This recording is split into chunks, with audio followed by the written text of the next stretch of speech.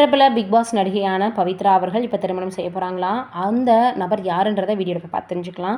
Love you ஜிந்தாஹி, நாகினி 3 உள்ளிட்ட தொலைக்காட்சி தொடர்களின் மூலம் ரசிகர்களின் மனங்களில் இடம் பிடிச்ச பிரபல சின்னத்திரை நடிகை பவித்ரா புனியா தன்னுடைய திருமணத்தை அதிகாரப்பூர்வமாக அறிவிச்சிருக்காங்க. நிச்சயதார்த்தம் நடந்ததையும் உறுதிப்படுத்தியிருக்காங்க.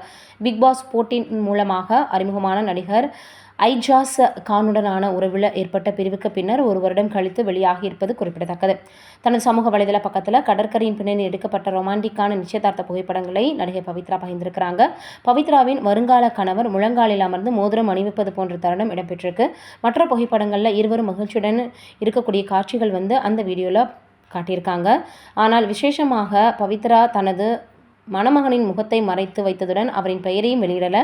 அவரது பதிவில் காதலில் கண்டு கொண்டேன் அப்படின்னும் அதே போல் காதல் அதிகாரப்பூர்வமாக அறிவிக்கப்பட்டுள்ளது.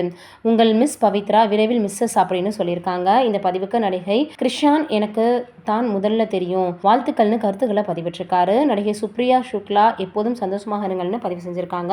நம்மளுடைய சார்பாகவும் அவங்களுக்கு வாழ்த்துக்களை தெரிவிச்சுக்கலாம்.